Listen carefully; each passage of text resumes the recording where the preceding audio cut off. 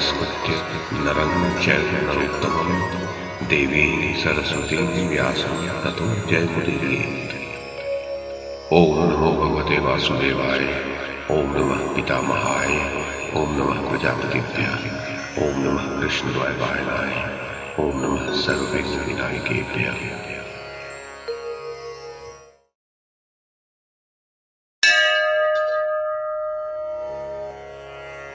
संजय ने कहा, राजन, उस दारुण दिवस का पहला भाग बीतते बीतते जब अनेक बांकुरे वीरों का भीषण संहार हो गया, तब आपके पुत्र दुर्योधन की प्रेरणा से दुर्मुख, कृतवर्मा, कृप, शल्य और विविंशति पितामह भीष्म के पास चले गए। उन 5 अतिरथियों से सुरक्षित होकर वे पांडवों की सेना में घुसने लगे। ये देखकर क्रोधातुर अभिमन्यु अपने रथ पर चढ़ा हुआ भीष्म जी और उन 5 महारथियों के सामने जाकर डट गया। उसने एक पैने बाण से भीष्म जी की ताड़ के चिन्ह वाली ध्वजा काट दी और फिर उन सब के साथ संग्राम छेड़ दिया। उसने कृतवर्मा को 1, शल्य को 5 और पितामह को 9 बाणों से बींध दिया। फिर एक झुकी हुई नोक वाले बाण से दुर्मुख के सारथी का सिर धड़ से अलग कर दिया और एक बाण से कृपाचार्य का धनुष काट डाला। इस प्रकार रणभूमि में नृत्य सा करते हुए उसने बड़े तीखे बाणों से सभी वीरों पर वार किया।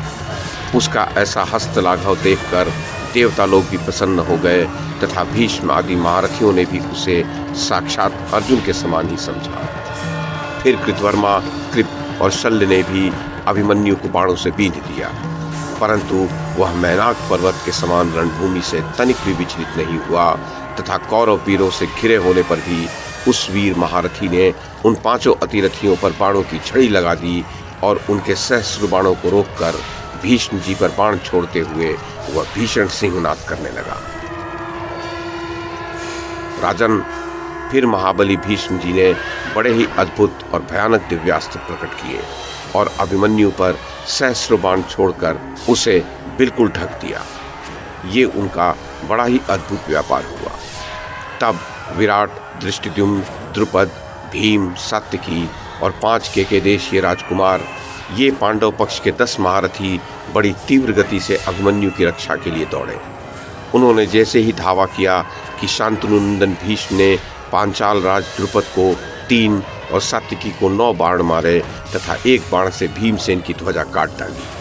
तब भीमसेन ने 3 बाणों से भीष्म को, 1 से कृपाचार्य को और 8 बाणों से कृतवर्मा को बींध दिया। राजा विराट के पुत्र उत्तर ने गज पर चढ़कर बड़े वेग से शल्य पर धावा किया। गज को अपने रथ की ओर बड़ी तीव्र गति से आता देखकर मध्यराज शल्य ने बाणों द्वारा उसका वेग रोक दिया। इससे वह गज चिढ़ गया और उसने रथ के जुए पर पैर रखकर उसके चारों अश्वों को मार डाला। अश्वों के मारे जाने पर रिक्त रथ में ही बैठे हुए शल्य ने उत्तर के ऊपर एक भीषण शक्ति छोड़ी। उससे उत्तर का कवच फट गया, उसके हाथ से अंकुश और तोमर आदि गिर गए और वह अचेत होकर गज से नीचे गिर गया। फिर शल्य खड़ग लिए रथ से कूद पड़े और उस गज की सूंड को काट दिए। इससे वह गज भयंकर चित्कार करता हुआ मृत्यु को प्राप्त हो गया। ये पराक्रम करके राजा शल्य कृतवर्मा के रथ पर चढ़ गए। जब विराट पुत्र श्वेत ने अपने भाई उत्तर को मृत हुआ और शल्य को कृतवर्मा के पास बैठा देखा तो वह क्रोध से चल उठा और अपना विशाल धनुष चढ़ाकर शल्य को मारने के लिए दौड़ा। वह बाणों की वर्षा करता हुआ शल्य के रथ की ओर चला। उस समय मध्यराज को मृत्यु के मुंह में पड़ा देखकर आपके पक्ष के 7 महारथियों ने उन्हें चारों ओर से घेर लिया। कौशल राज बृहद्बल, मगधराज जयद्रथ, शल्य पुत्र रुक्मरथ, काम्बोज नरेश सुदक्षिण, विंद, अनुविंद और जयद्रथ, ये 7 वीर श्वेत के सिर पर बाणों की वर्षा करने लगे। सेनापति श्वेत ने 7 बाणों से उन 7 के धनुष काट डाले। उन्होंने आधे निमिष में ही दूसरे धनुष लेकर श्वेत पर 7 बाण छोड़े, किंतु महामना श्वेत ने 7 बाण छोड़कर फिर उनके धनुष काट दिए। तब उन महारथियों ने शक्तियां लेकर भीषण गर्जना करते हुए उन्हें श्वेत पर छोड़ा, परंतु अस्त्र विद्या में पारगामी श्वेत ने 7 ही बाणों से उन्हें भी काट दिया। फिर उसने एक भीषण बाण लेकर उसे रुक्मरथ पर छोड़ा। उसकी गहरी चोट लगने से रुक्मरथ अचेत होकर रथ के पिछले भाग में बैठ गया। उसे अचेत देखकर उसका सारथी तुरंत ही सब लोगों के देखते देखते उसे रणभूमि से अलग ले गया। फिर श्वेत कुमार ने 6 बाण चढ़ाकर उन 6 महारथियों की ध्वजाओं के अग्रभाग काट दिए और उनके अश्वों तथा सारथियों को भी बींध डाला। उसके पश्चात उन्हें बाणों से आच्छादित कर स्वयं शल्य के रथ की ओर चला। इससे आपकी सेना में बड़ा कोलाहल होने लगा। तब सेनापति श्वेत को शल्य की ओर जाते देख आपका पुत्र दुर्योधन भीष्म को आगे कर सारी सेना के साथ श्वेत के रथ के सामने गया और मृत्यु के मुख में पड़े हुए राजा शल्य को उससे मुक्त किया। बस बड़ा ही घोर और रोमांचकारी युद्ध होने लगा तथा पितामह भीष्म, अभिमन्यु, भीमसेन, सात्यकी, केके राजकुमार, दृष्टद्युम्न, द्रुपद और चेदी तथा मत्स्य देश के राजाओं पर बाणों की वर्षा करने लगे।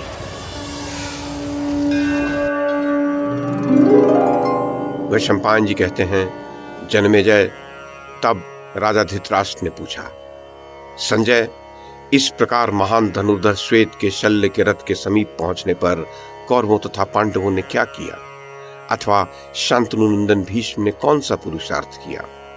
मेरे पूछने के अनुसार ये सब बातें मुझसे कहो। संजय ने कहा, राजन, पांडव पक्ष के लाखों क्षत्रिय शिरोमणि महारथी विराट सेनापति शूरवीर श्वेत को आगे करके आपके पुत्र दुर्योधन को अपना बल दिखाते हुए शिखंडी को सामने रखकर भीष्म के सुवर्ण भूषित रथ पर चढ़ गए।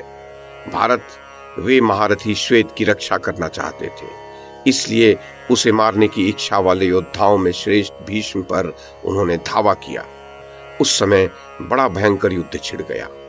आपके और पांडवों के सैनिकों में जो महान संहारकारी युद्ध जिस प्रकार हुआ, उसका उसी रूप में आपसे वर्णन करता हूं। उस युद्ध में शांतनुनंदन भीष्म ने बहुत से रथों की बैठकों को रथियों से शून्य कर दिया। वहां उन्होंने अत्यंत अद्भुत कार्य किया। अपने बाणों द्वारा बहुत से श्रेष्ठ रथियों को बहुत पीड़ा दी। वे सूर्य के समान तेजस्वी थे। उन्होंने अपने सहायकों द्वारा सूर्यदेव को भी आच्छादित कर दिया। जैसे सूर्य उदित होकर अंधकार को नष्ट कर देते हैं, उसी प्रकार वे सब ओर समर भूमि में शत्रु सेनाओं का संहार कर रहे थे। राजन, उनके द्वारा चलाए हुए महान वेग और बल से संपन्न तथा क्षत्रियों का विनाश करने वाले लाखों बाणों ने रणभूमि में सैकड़ों श्रेष्ठ वीरों के मस्तक काट गिराए। उन बाणों ने वज्र के मारे हुए पर्वतों की भांति कांटेदार कवचों से सुसज्जित गजों को भी धराशायी कर दिया। प्रजानाथ, उस समय रथों से सटे हुए दिखाई देते थे। कितने ही अश्व अपने साथ रथ लिए हुए दूर भागे जा रहे थे और उस पर मरे हुए नवयुवक वीर रथी धनुष के साथ ही लटक रहे थे। राजन, वे प्रचंड अश्व उस रथ को लिए दिए यत्र तत्र घूम रहे थे। कमर में खड़ग और पीठ पर तरकस बांधे हुए सैकड़ों आहत वीर मस्तक कट जाने के कारण पृथ्वी पर गिरकर वीरोचित शैयाओं पर शयन कर रहे थे। एक दूसरे पर धावा करने वाले कितने ही सैनिक गिर पड़ते और फिर उठकर खड़े हो जाते थे। खड़े होकर वे दौड़ते और परस्पर द्वंद्व युद्ध करने लगते थे। फिर आपस के प्रहारों से पीड़ित हो वे युद्ध के मुहाने पर ही गिरकर लुढ़क जाते थे। भारत, सैकड़ों वीर धनुष और तरकश लिए सुवर्णमय आभूषणों से विभूषित हो कितने ही विपक्षी वीरों का विश्वस्त भाव से विनाश करके स्वयं भी शत्रुओं के प्रहार से अत्यंत पीड़ित हो रहे थे और स्वयं भी अस्त्र शस्त्रों का प्रहार करते हुए विभिन्न मार्गों से इधर उधर भाग दौड़ कर रहे थे। मतवाले गज उन अश्वों के पीछे पड़े थे जिनके सवार मारे गए थे। इसी प्रकार रथों सहित रथी चारों ओर भूतल पर पड़े हुए मृतकों को रौंदते हुए विचरण करते थे। कितने ही वीर दूसरों के बाणों से मारे जाकर रथ से गिर पड़ते थे। कहीं सारथी के मारे जाने पर रथ साधारण काष्ठ की भांति ऊंचे से नीचे गिर पड़ता था। उस संग्राम में इतनी धूल उड़ी कि कुछ सूझ नहीं पड़ता था।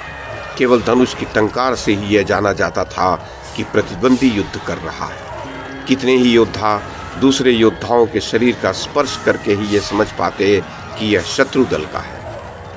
राजन, कुछ लोग धनुष की टंकार और सेना का कोलाहल सुनकर ही ये समझ पाते थे कि कोई बाणों द्वारा युद्ध कर रहा है। योद्धा एक दूसरे के प्रति जो वीरोचित गर्जना करते थे वह भी उस समय अच्छी तरह सुनाई नहीं देती थी। कानों का पट फाड़ने वाले डंके की ध्वनि सारी रणभूमि में गूंज उठी थी। अतः वहां अपने पुरुषार्थ को प्रकट करने वाले किसी योद्धा की बात मुझे सुनाई नहीं देती थी। वे लोग आपस में नाम गोत्र आदि का परिचय देते थे, उसे भी मैं नहीं सुन पाता था। युद्ध में भीष्म जी के धनुष से छूटे हुए बाणों से समस्त योद्धा पीड़ित हो रहे थे। उन बाणों ने परस्पर सभी वीरों के हृदय कपा दिए थे। वह युद्ध अत्यंत भयंकर, रोमांचकारी तथा सबको व्याकुल कर देने वाला था। उसमें कोई पिता अपने पुत्र को भी नहीं पहचान पाता था। भीष्म के बाणों से पहिए टूट गए, जुआ कट गया और एकमात्र बचा हुआ रथ का अश्व भी मारा गया। उस दशा में रथ पर बैठा हुआ सारथी सहित वीर रथी भी उनके बाणों से आहत होकर स्वर्ग सिधारा। इस प्रकार उस समरांगण में रथहीन हुए सभी वीर भिन्न भिन्न मार्गों से सब ओर दौड़ते दिखाई देते थे। किसी का गज मारा गया, किसी का मस्तक कट गया, किसी के मर्म स्थान विदीर्ण हो गए और किसी का अश्व ही नष्ट हो गया। जब भीष्म जी शत्रुओं का संहार कर रहे थे, उस समय उनके सम्मुख आया हुआ कोई भी ऐसा विपक्षी नहीं बचा जो आहत न हुआ। इधर राजकुमार श्वेत ने भी सहस्रों रथियों का संहार कर दिया और अपने पैने बाणों से उनके सिर उड़ा दिए। गुरुनंदन, हम लोग भी श्वेत के भय से महारथी भीष्म को अकेला छोड़कर भाग खड़े हुए। इसीलिए इस समय जीवित रहकर महाराज का दर्शन कर पा रहे हैं। हम सभी कौरव श्वेत का बाण जहां तक पहुंच पाता था, उतनी दूरी को लांघकर युद्ध भूमि में खड़े हो दर्शक की भांति शांतनु भीष्म को देख रहे थे। उस भीषण कटाकटी के समय एकमात्र भीष्म जी ही सुमेरु के समान अचल खड़े हुए थे। वे अपने दुस्त्यज प्राणों का मोह छोड़कर निर्भीक भाव से पांडवों की सेना का संहार कर रहे थे। जब उन्होंने देखा कि श्वेत बड़ी तीव्रता के साथ कौरव सेना को नष्ट कर रहा है, तो वे झटपट उसके सामने जा खड़े हुए। किंतु श्वेत ने भीषण बाण वर्षा करके उन्हें हर ओर से ढक दिया। भीष्म जी ने भी श्वेत पर बड़ी भारी बाण वर्षा की। उस समय यदि श्वेत ने रक्षा न की होती, तो भीष्म जी एक दिन में ही सारी पांडव सेना को नष्ट भ्रष्ट कर देते। जब पांडवों ने देखा कि श्वेत ने भीष्म जी का भी मुंह फेर दिया है, तो वे बड़े प्रसन्न हुए। पर आपका पुत्र दुर्योधन उदास हो गया। वह अत्यंत क्रोध में भरकर अनेक राजाओं के साथ सारी सेना लेकर पांडवों पर टूट पड़ा। उसी की प्रेरणा से दुर्मुख, कृतवर्मा, कृपाचार्य और शल्य भीष्म की रक्षा कर रहे थे। श्वेत ने जब देखा कि दुर्योधन तथा अन्य कई राजा मिलकर पांडवों की सेना का संहार कर रहे हैं, तो वह भीष्म जी को छोड़कर कौरवों की सेना का विध्वंस करने लगा। इस प्रकार आपकी सेना को तितर बितर करके वह फिर भीष्म जी के सामने जाकर डट गया। फिर वे दोनों वीर इंद्र और वृत्तासुर के समान एक दूसरे के प्राणों के ग्राहक होकर लड़ने लगे। उसके पश्चात उसने हंसकर अपने मुंह के दोनों कोनों को चाटते हुए 9 बाण मारकर भीष्म जी के धनुष के 10 टुकड़े कर दिए और एक बाण से उनकी ध्वजा काट डाली। ये देखकर आपके पुत्रों ने समझा कि अब श्वेत के पंजे में पड़कर भीष्म जी मारे जाएंगे तथा पांडव लोग प्रसन्न होकर शंख बजाने लगे। तब दुर्योधन ने क्रोधित होकर अपनी सेना को आदेश दिया, अरे सब लोग सावधान होकर सब ओर से भीष्म जी की रक्षा करो। देखो, ऐसा न हो हमारे सामने ही वे श्वेत के हाथ से मारे जाएं। ये बात मैं तुमसे सत्य कह रहा हूँ। महाराज, राजा का आदेश सुनकर सब महारथी बड़ी फुर्ती से चतुरंगिनी सेना को साथ लेकर भीष्म जी की रक्षा करने लगे। बाल्हिक, कृतवर्मा, शल, शल्य, जलसंध, विकर्ण, चित्रसेन और विविंशति, ये सब महारथी बड़ी शीघ्रता से भीष्म जी को चारों ओर से घेर कर श्वेत के ऊपर बड़ी भारी बाण वर्षा करने लगे। किंतु महामना श्वेत ने उन सब बाणों को रोक दिया। फिर सिंह जैसे गजों को पीछे हटा देता है, वैसे ही उन सब वीरों को रोककर उसने अपने बाणों से भीष्म जी का धनुष काट दिया। तब भीष्म जी ने दूसरा धनुष लेकर उसे बड़े तीखे बाणों से बींध डाला। इससे सेनापति श्वेत ने क्रोध में भरकर सबके देखते देखते अनेक लोहे के बाणों से बींधकर भीष्म जी को व्याकुल कर दिया। इससे राजा दुर्योधन को बड़ी व्यथा हुई और आपकी सेना में हाहाकार मच गया।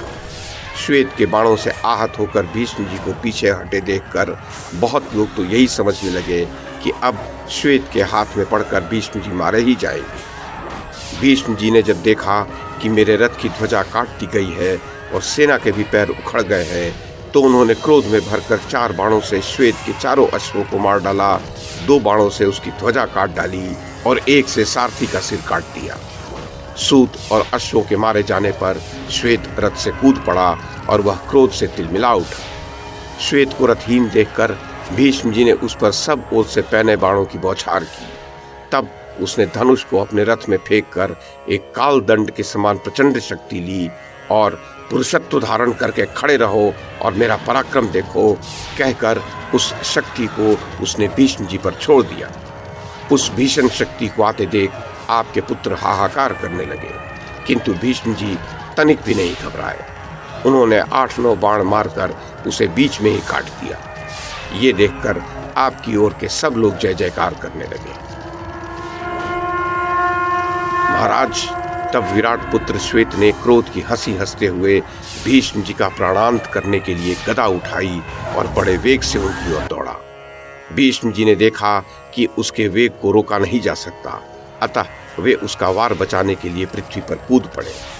श्वेत ने उस गदा को घुमाकर भीष्म जी के रथ पर छोड़ा और उसके लगते ही उनका रथ सारथी, ध्वजा और अश्वों सहित चूर चूर हो गया।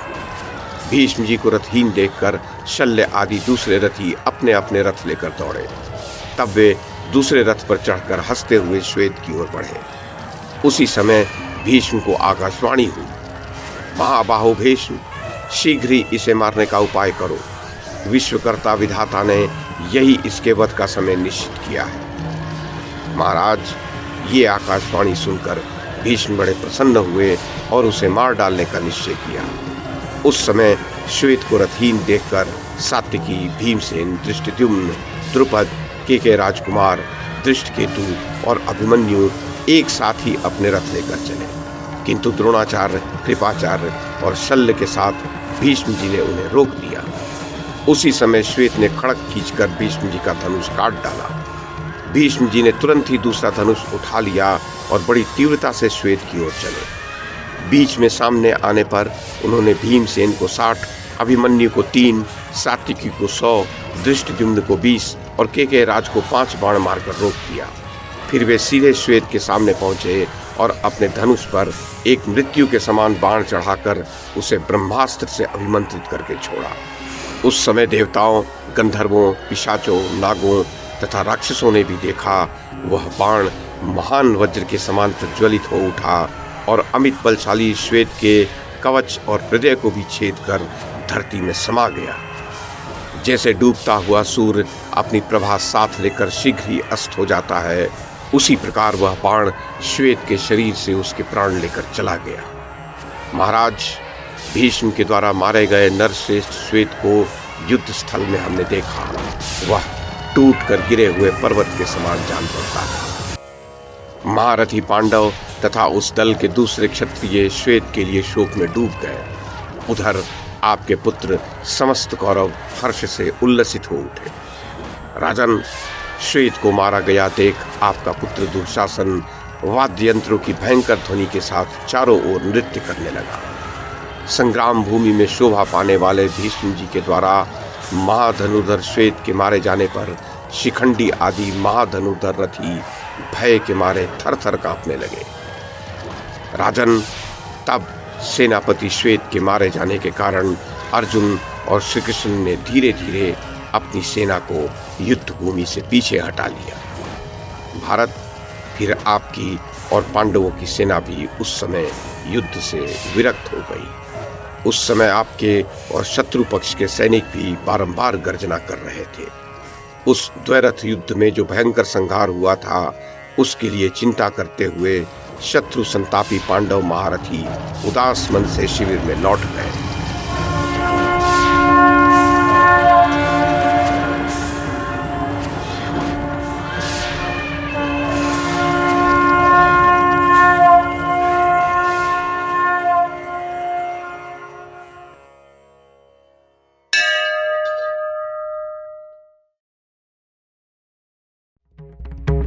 YouTube के माध्यम से महाभारत की कथा को एक श्रृंखला के रूप में प्रस्तुत करने का हमारा ये प्रयास यदि आपको सराहनीय लगा हो तो कृपया इस कड़ी को लाइक और शेयर करें, चैनल को सब्सक्राइब करें और बेल आइकन को दबाएं। साथ में अन्य लोगों को भी देखने के लिए प्रेरित करें।